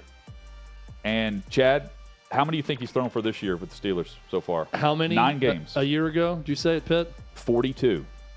42? 9 games so far started. 7? 4. 4 touchdown passes in 9 games. Close. I'm surprised by that low number for him. Time to pick it up. But they've been playing better. And he's got decent receiver options, too. Jags and Titans. Derrick Henry was held to 30 yards on 11 carries against Philadelphia. Ryan Tannehill, 15-3 since he was named the starter for the Titans against the AFC South, 15-3. And he's never lost to Jacksonville. And Derrick Henry routinely runs all over Jacksonville. Trevor Lawrence has not thrown an interception in 6 of his last 7 games, but he has missed 2 consecutive practices now this week with a toe issue where he got rolled up on and is banged up and may miss this game. It is C.J. Beathard as the backup. What a disastrous game product. against Detroit for the Jags, just overall, especially with this news. Late afternoon kickoffs, Chiefs and Broncos. This is not one of them. There is one game on their remaining schedule, Kansas City, against a team that has a winning record. And I believe that's Seattle. So here is Kansas City. Here's Mahomes at 9-3 on the road in Denver. And 2 quarterbacks in the league have a lower touchdown percentage than Russell Wilson right now. Their names are Zach Wilson and Kenny Pickett. $245 million contracts, the difference between those 3. Russell Wilson's got that. Panthers and Seahawks, offenses that play Seattle can run the football. And that's because the Seattle defense has allowed over 600 yards combined in their last 3 games. You can pound the rock. Deontay Foreman's on the injury report for Carolina. So consider that if you're looking to place a wager on this game. Keep an eye out on what he's able to do. If he's active, that could be an upset pick. 4-8 Panthers against the Seattle Seahawks. That's in Seattle. Panthers have won 2 of their last 3 games. And they've only allowed 38 points in those 3 games combined. Buccaneers and 49ers. San Francisco, they've allowed only 57 points during their 5-game winning streak. So with Brock Purdy, if the defense continues to show up, they will be okay at 8-4. It's crazy to think that you get down to your 3rd quarterback for any other team in the league and that you might be fine. And the 4th, I mean, it's relative to where they are. Yeah, not that your ceiling is as high. You're going to be affected by that. Any team would be affected by it, but that it's not a disaster that you've got your 3rd string quarterback and you could still win playoff games. As an example, with the 49ers, how many other teams could say that if you're down to your 3rd guy? Yeah, I mean, and also keep this in mind. A Super Bowl winning team has never won the Super Bowl with a quarterback who was the 3rd string quarterback as the season started. Certainly we have seen quarterbacks teams get to their 3rd string, but by the time they won the Super Bowl, they were back to either their 2nd or 1st string guy. Garoppolo could come back, but this is certainly one of those stories that could be phenomenal. Tom Brady, by the way, has only been an underdog to a rookie twice in his entire career. Vince Young in 2006, and now Brock Purdy. Wow. Tampa Bay on the road this week. Brock Purdy also, I love I grew up watching this guy.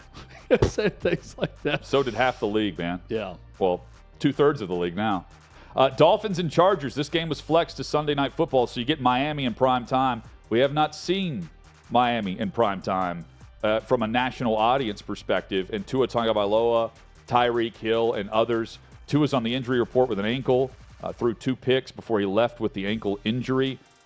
Salguero told us earlier, Armando said, yeah, he's playing. He's playing. But even with the loss to the Raiders, the Chargers, Chad, I said last week was a must-win for them. They have Miami and then next week Tennessee. 2 good teams. And the Chargers are trying to get that 7th spot in the playoffs. This is that stretch where they can actually do it, and they get back-to-back home games with a chance to do it. And back-to-back AFC teams currently at or close to the top of their division.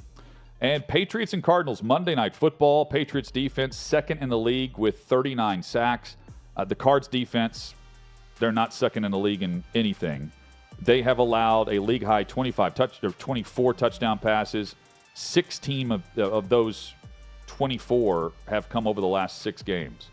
So it's time for potentially Mac Jones to put the ball in the air a bit against that Cardinals defense. Hey, he's going to be yelling at Matt Patricia to make that happen. That last week is any indication. And the Cardinals can also get a top 5 pick. We've seen the draft order. They're sitting at 4 and 8, but it may be time to pack up and start to look ahead for the offseason. You could say it was that opportunity in September as well. Chad, that was one big thing on every NFL game. Love it. Coming up, David Hookstead joins us from OutKick.com on OutKick 360.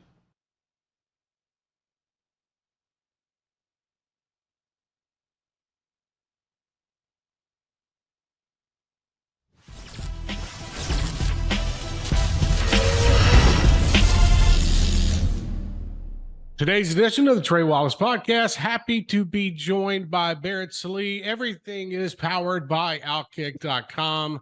Barrett Sallee of CBS Sports joins us. What's up, buddy? Oh, just getting through transfer portal palooza, bowl games. It's funny, Trey. I don't know if you feel this way, but I've noticed this for a while now. The offseason in college football is so much crazier because there's no structure to it. Like there's not like a pattern like there is during game week. I mean, it's been crazy the last couple of days.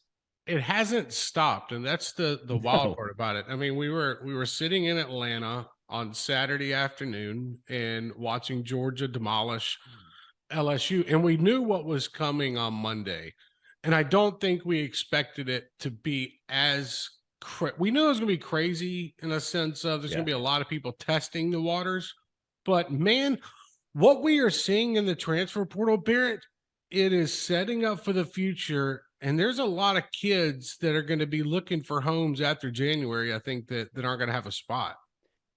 Yeah, over 1,000 kids in the portal as of this morning. I kind of thought there would be a small group that, just put their name in just every single year, which, I mean, look, I get it. It makes sense. You're going to improve or you're going to have issues. And so you want to find different spots after every season. And, I understand that, but I mean, it is just nonstop. The names that get put in there, I think that coaches and even players that are not putting their names in the portal probably did not expect the wild, wild west to be this wild.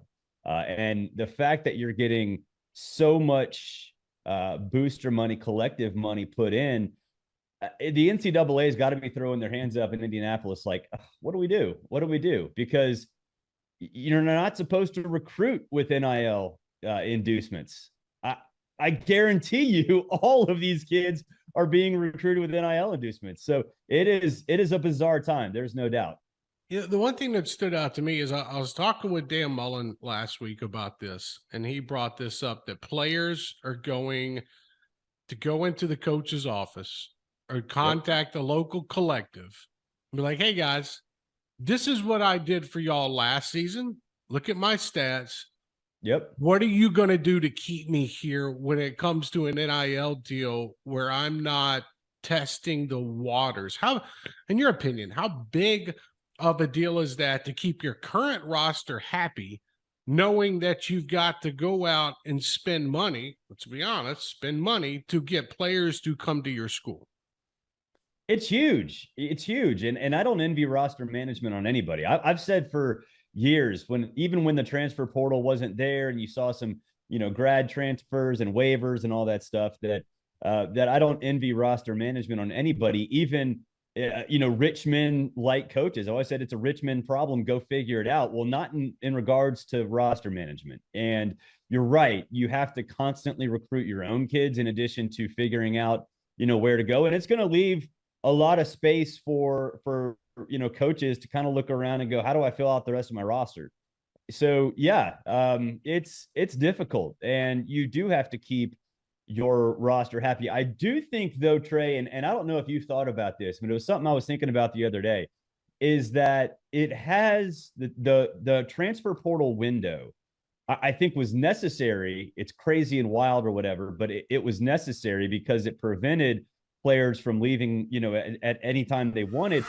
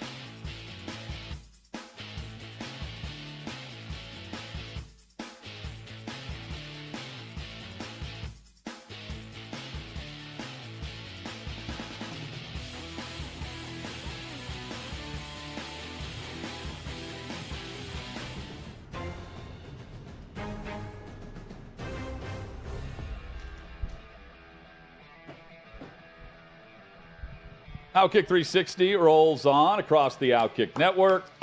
We made it. With Rowan Hutton with you. 6th and Peabody with Yeehaw Beer. Tis the season, Hutton. Look at moonshine. this. Aren't you getting festive looking at all this red and green Christmas tree? All the holiday flavors of moonshine in the tasting area. I get the sections of this place. I think I call it something different every time. The bar room, the kaleidoscope, the dining room, the tasting area. I just come up with a different description every time. I love it. David Hookstead joins us from OutKick.com. Hope you're well, man. I'm doing well. Happy to be here. What did you think when you saw the story this morning that Brittany Greiner had been released and traded, and just your initial takeaway for what all transpired and how long this took? Well, I had two major takeaways immediately. First and foremost, I'm glad Brittany Greiner is back in the United States of America. This situation never should have unraveled the way it did. It's frankly unacceptable. The Russians know it. The Russians did it on purpose to humiliate and embarrass us. They wanted leverage. It's really that simple.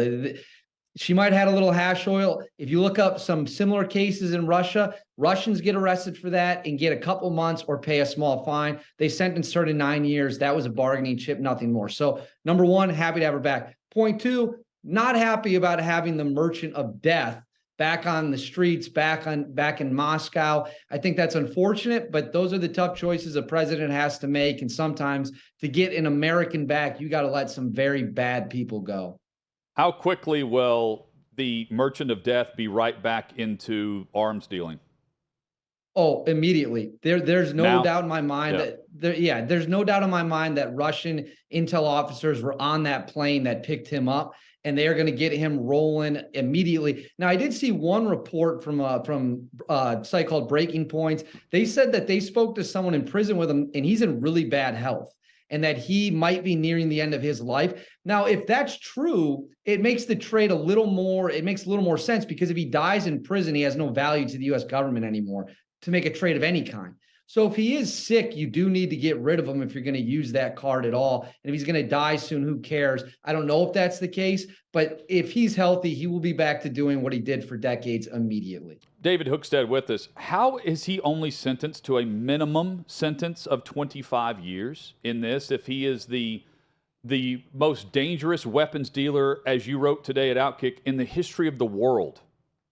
Right. Yeah, absolutely. That is a great question. I think what it really boils down to is they got him mostly on the conspiracy, right? He was conspiring to sell weapons to undercover agents that he thought were going to be used in South America to shoot down American helicopters. So they didn't have him on any actual murder charges. They didn't have him dead to rights on that. And when you get him on a conspiracy charge, you can kind of lob on the charges and rack it up. If they had him on a murder charge specifically, he never would have been released again. So that, I'm not a lawyer, but I'm guessing that that's probably why he didn't get a life sentence without parole. Brittany Greiner is really lucky she's an American citizen, because if she's from almost anywhere else in the world, they're not fighting this hard to bring her back because of how we treat our citizens compared to most countries. And David, I saw you tweeting about this, but she's got an opportunity now to be a real change agent and fight for a lot of people who are detained in other countries and other American citizens. I know her partner discussed that was the plan now moving forward. Do you think we see a different mindset, attitude from Brittany Greiner after this? I'd have to think that something like this would change anyone. It has to, right? How could it not change you, Chad? How could you go through a situation like this and not be more grateful to be United States of America, to be a citizen of the United States of America? And I will say this, I see a lot of people that are using this as an opportunity to dunk on Brittany Griner's past comments, and I think they should absolutely be criticized. But more importantly, use this as an opportunity to shine a light on how the three of us, everyone watching this, all the OutKick readers, we're very lucky to be Americans. And to your point, Chad, very few governments in the world would have gone to this length to get a citizen back. It's disgusting, again, what the Russians did. I hope she is. I hope she looks in the camera and says, I understand now maybe what I didn't understand a year ago or 2 years ago. And the world is a cruel, mean place full of terrible leaders. And I'm grateful to be here. I think if she did that, she would win a lot of public support. David Hookstead with us from OutKick. David, I was surprised that there were lulls even with Brittany Greiner in coverage since February, right? The dips of media coverage of where is she, what's the update, all this. I'm hoping, like, also, and I heard you on Dockets this morning, it was great, and you made a great point about, look, as an American, here's hoping that any administration will be going after and trying to get Paul Whelan back the same way we did with Brittany Greiner, regardless of circumstance. And I'm hoping, and I added to it today, like I'm hoping that the emphasis on Griner isn't lost on Whelan now that we know that Griner's coming back. Right. And that's, we got to keep our foot on the pedal. Paul Whelan got arrested on cooked up spy charges. Let's call it what it is. He's a former United States Marine, not to get into the weeds too much, but generally we don't send spies to foreign countries with noticeable military backgrounds. It'd be very obvious for the enemy to spot, right? So he's not a spy. There's no doubt he's not a spy. And they arrested him on espionage charges anyways, just so they can have another trading chip. This is right out of the Soviet Union's playbook before it was Russia, right? So I hope the American public remains just as fired up about Paul Whelan as so many people were about Brittany Greiner. And I hope all those people with millions and millions and millions of followers that tweeted a bunch about Brittany Greiner, which is great, have that same energy for Paul Whelan. I mean, he's just as much being crushed by the Russian authoritarian system as Brittany Greiner was. And not only that, he's an American veteran. Like, he's a member of the Marines. So I hope people keep that energy. I worry they won't. In fact, I would bet just about anything they won't, which is really disappointing. We will at OutKick, though. Yep. Absolutely. David Hookstead of OutKick.com is our guest right now. David, you live in Washington, D.C., so you're right there with the Commander story going on. And much like the Brittany Greiner story, there's been peaks and valleys. There's been lulls in coverage with it. But today we got some more news with the Commanders. What is the sense there in D.C. around this football team, around the organization, around Daniel Snyder, and the accusations about him and his organization? But now the accusations going the other way, where Daniel Snyder is threatening to burn the whole thing down with Roger Goodell and others around the league. Well, what I would say, the feeling towards the Commanders in the DC area is everyone hates Snyder. The fans love the team. One of my close friends is a lifelong fan from the area. He loves the team, hates Daniel Snyder. Same can be said just about every other Commanders fan I know. This report to me is about as damning as it could possibly be without coming out directly and saying Snyder might have broken federal law, whatever it might be. I mean, it accuses him and claims that for decades, 2 decades, it was a hostile work environment. You had sexual harassment. You had intimidation of witnesses. We now know that the Commanders were the source of the John Gruden leak emails. So this franchise is constantly being embarrassed, constantly embarrassing the NFL. It's really, there's no excuse for what Snyder has allowed to happen under his leadership. I must say congrats to your Badgers. I think you had the best hire of the entire cycle so far. Clay disagrees with me. He thinks it's Hugh Freeze. I think it's Luke Fickell, getting him from Cincinnati at Wisconsin. The other big surprise here, maybe not a surprise, but the newsworthy piece of this is not going to look like Wisconsin football anymore, David, with Phil Longo coming in from North Carolina, what he does offensively. What did you make of the offensive coordinator hire in this new direction? Well, we knew when Luke Fickell was hired that the Badgers were changing. I wrote about that at OutKick. I've talked about it on here and with Dockage before.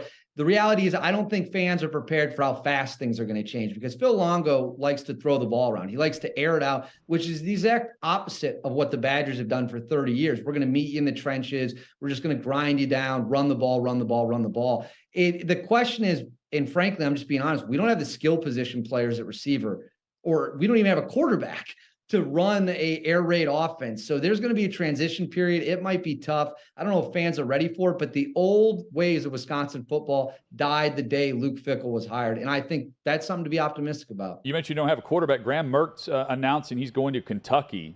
For Wildcats fans that don't know about Mertz like you would, based on the 4-star prospect coming in to Madison, Wisconsin with high expectations, what quarterback is arriving in Lexington?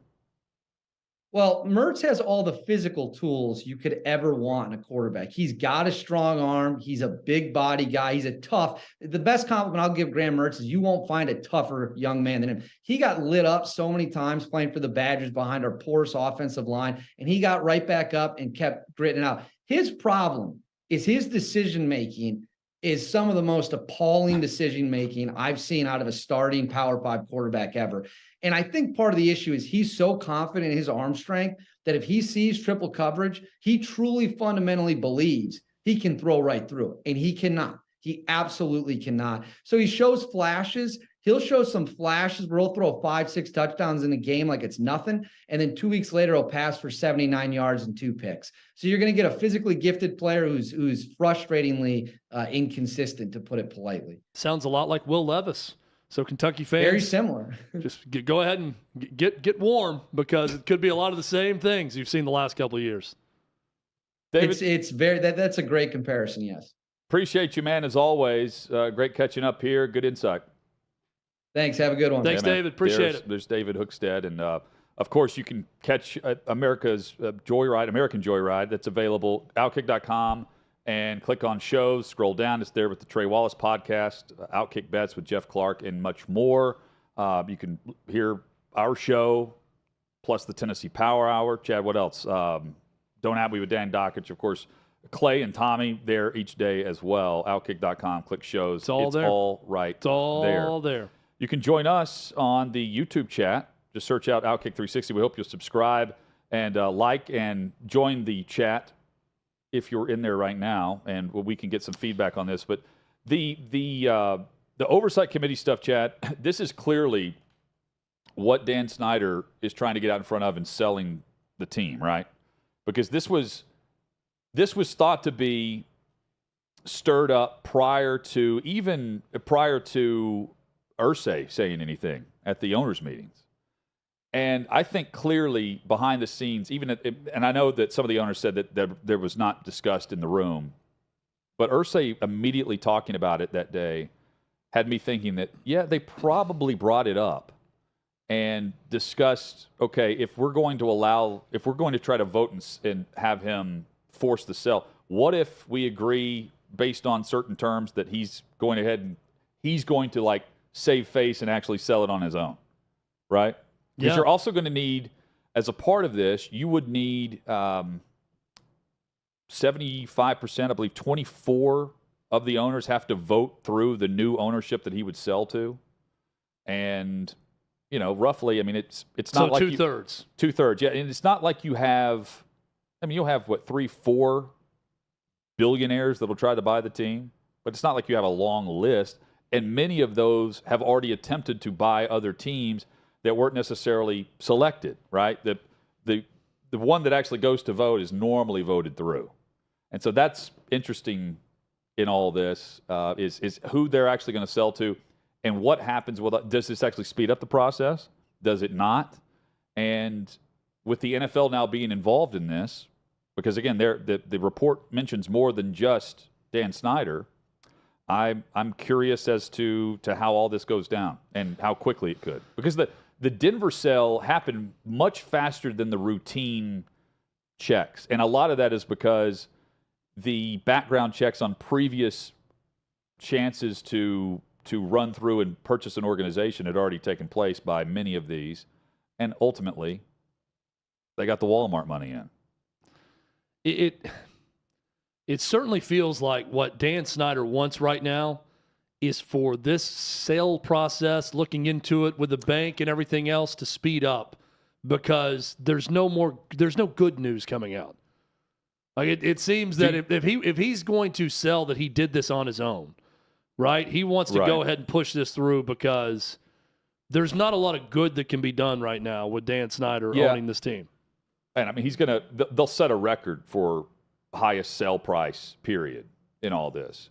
But I mean, I guess he ends up making more if he sells it now as opposed to being forced to sell, right? Yeah.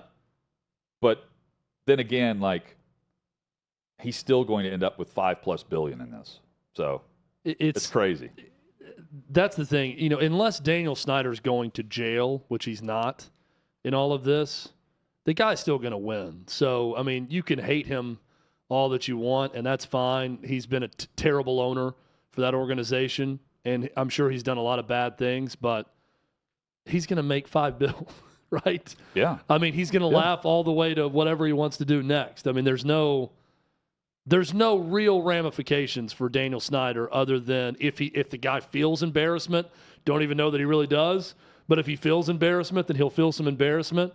And outside of that, nothing. Also, if you're Daniel Snyder, who can you trust right now? Because the confidants within the organization have all ratted him out on trying to investigate Goodell and trying to dig up stuff on other owners. Like, that's all out on the table now. And so how do you try to, behind the scenes, set up things with, I mean, friends, right? Like, people you trust. How paranoid is this guy behind the scenes as he sits on his yacht? So I would think that someone that's compiling, a blacklist of bad behavior of other owners, and Roger Goodell is probably naturally a pretty paranoid person to begin with. But so also I don't extremely know arrogant. So I don't know. I don't know if his paranoia is heightened, his arrogance is heightened, or what. But it's not someone that you want their hand on the nuclear button. Well, that's fair. That's the issue here. That's fair. You can know take different owners around the league, and some you'd say, okay, I trust this owner with this information because of mutually assured destruction, and they're not out to burn someone that's of their kind. And what I mean by of their kind, I mean a billionaire owner in the NFL. I don't think any of those things about Daniel Snyder. I think he'd be quick to act in a temperamental way to get back at someone and unveil information that he should not be unveiling. That's what I think about him. I mean, I'm sure you'd be foolish not to be nervous if you're the rest of the league, if you know that he might have something on you. I would think so. I mean, we know the reports about him trying to dig up stuff on Jerry Jones. At least that's the accusation. And then that's the ESPN report. Well, there's also a lot of talk that it was him that gave that photo in Little Rock to the Washington Post. Okay. It was unveiled by the Washington Post that was one of the things he had on Jerry Jones, which doesn't make a lot of sense because the Washington Post has been the most critical of Daniel Snyder. Right. So I don't think he'd be quick to help out Sally Jenkins, who wrote that story for the Post. Well, now, Bruce, but that was one, theory that was out there that was floated that maybe he was doing something with that. Well, then Bruce Allen, the former Washington team president, testified to the committee that an NFL executive told him that Snyder's representatives leaked the John Gruden emails last year. And that, of course, led to Gruden resigning as coach of the Raiders. Coming up, speaking of coaching, Stanford, there's a very recognizable name linked to the Stanford job. We'll discuss who and why and if it makes sense. And then I have another name that I think would make sense based on what hasn't worked out for him and location. And we'll also give you our picks for Thursday Night Football. Can't wait to hear this. Raiders, Rams. That's next on OutKick 360.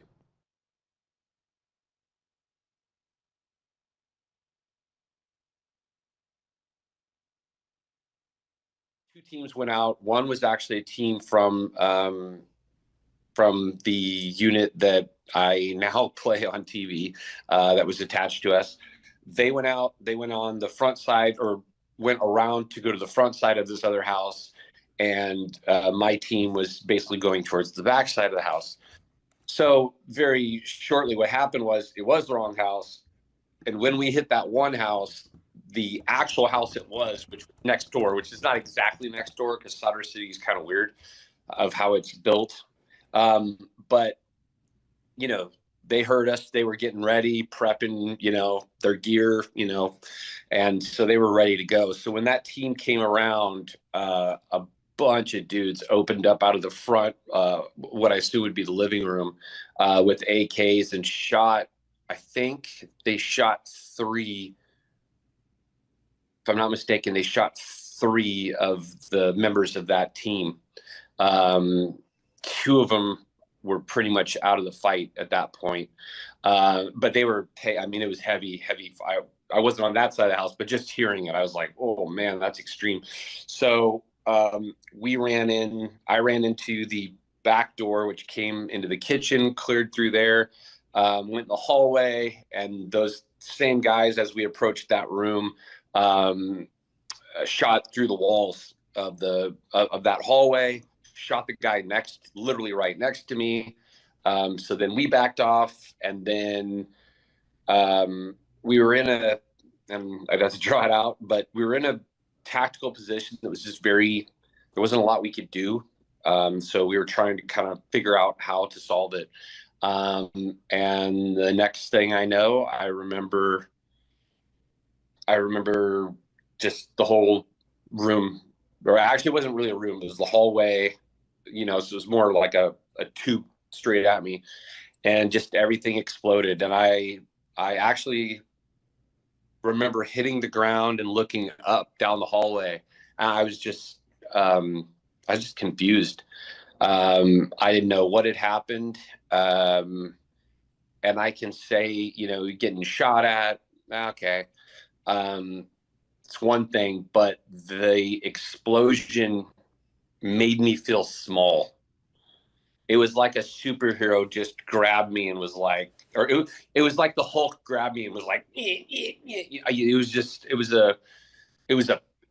felt like a supernatural power. And it blew, so it was a nighttime hit. It blew my nods and my nod mount off my face. So I went from, under nods to not being able to see anything. It obviously, my arm, I thought it blew off. I'm trying to think of what else it wrecked, but wrecked several things. But, and everything was pitch black for me, and I really didn't know what was going on. I just felt my arm was blown off. So I got up and walked outside to the back, and there was a wall that we had hopped to get in. That wasn't happening. So I just put my back against the wall and tried to take care of myself. But I never lost consciousness. The only time actually I did lose consciousness is when, and I still to this day don't know how they got me over that wall. I have no idea. But other than that, probably 5 minutes that they got me over the wall, I never lost consciousness.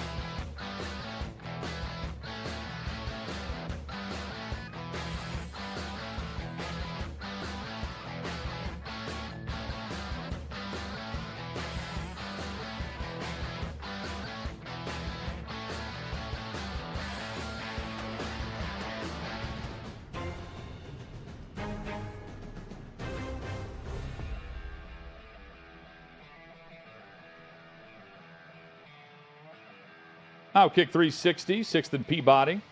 Hutton and Withrow wrapping up what's been a very fast-paced show in this Thursday edition.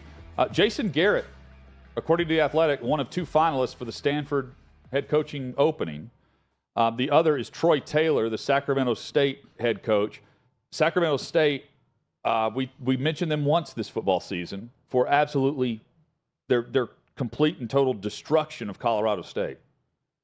At Colorado State earlier this year. It was like 70-4 or something, you know. Of Colorado State? Wow. Yes. That's nice to go up a notch, too, and beat them. Yes. That bad. They were that Shows bad. how bad Colorado State was. The other people that were being mentioned for this job, Ravens offensive coordinator Greg Roman, former Broncos head coach Vic Fangio, and Bronco Mendenhall.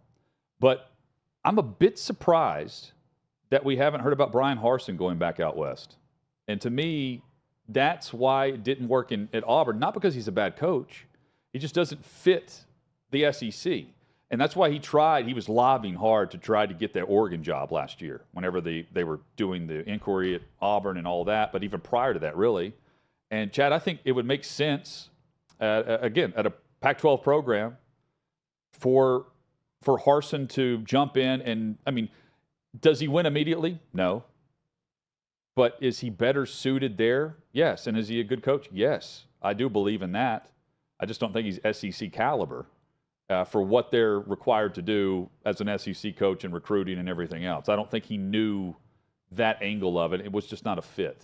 And maybe I'm over-exaggerating how bad it was in Auburn for him. I like the guy. He had a podcast weekly. Like, it's not like I thought he was a complete miserable failure. He's not dumb. Yeah. I mean, I enjoyed listening to him speak. And at Boise, he seems like he knows what he's doing. Yeah, but I do think that translates out. Again, he's not going to get the gig, but he came to mind for me when I saw Jason Garrett's name. And that's a very intriguing hire if they're going that direction. Jason Garrett surprised me when I heard that name. Now, every time I think of Stanford, I think of someone with, it doesn't have to be this way. You know, Jim Harbaugh, for instance, he went to a really good school at Michigan, but I think it's someone with that academic institution background. Sure. You know, that went either to a school like that, has some sort of Stanford tie, but has been at a place where you recruit to an academically minded institution. When Derek Mason got hired at Vanderbilt as the defensive coordinator at Stanford, big reason was, well, he knows how to recruit and work at an academically minded institution. So Jason Garrett played at Princeton in college. Mm-hmm. So that part of it lines up. That tracks. I think the NFL part of this, you know, David Shaw also, I think you can have success there with NFL ties at Stanford and like a lot of places. That's a good point. I don't see Brian Harsin as a Stanford guy. I don't know why. I'm looking at that and just thinking maybe it's because he was at Boise State for so long. Okay, but I just don't see him as a Stanford type guy. You know, I just haven't heard him. Colorado, too. But again, Colorado did what they needed to do. Yeah, they went big. They've been talked about more this week. Did you see everything that Dion has done since he's been there? Like, as far as like monetary stuff that's been flowing in? Well, and I took a screenshot of this. Yeah, he's getting a lot of money, and his staff is top notch. They had their best merchandise sell ever the day that he had his press conference. They added 175,000 social media followers that day. And they surpassed 2,000 season ticket interest forms just on that one, 3-hour span of the presser. It's going to pay for itself. Yeah.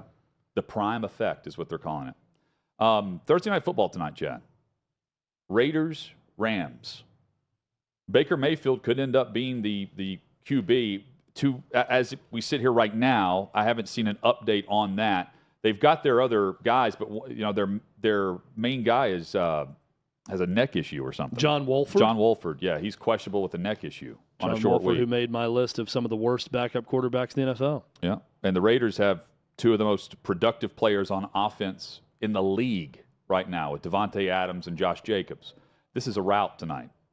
No Aaron Donald, no Matthew Stafford, no Cooper Kupp, of course, no Allen Robinson.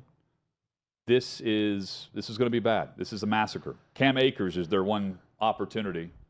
And if you're a fantasy football player, I think he's probably around 9 fantasy points is the projection. That's not good. I've got now their best option. I've got Raiders at -6.5. Yeah, take that at this point. I'm trying to go I'm trying to go here. I'm finding it right now. Josh Jacobs is, man, I've got it at over/under of 87.5 yards. He's the NFL leading rusher right now. I'm going to go.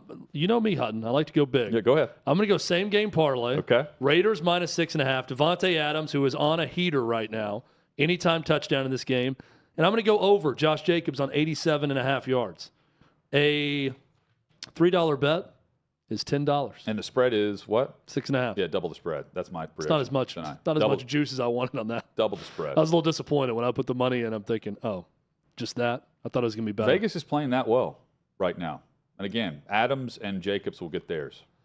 Look, credit to Josh McDaniels. All it took was a report that the Raiders couldn't afford to fire him, even though they wanted to.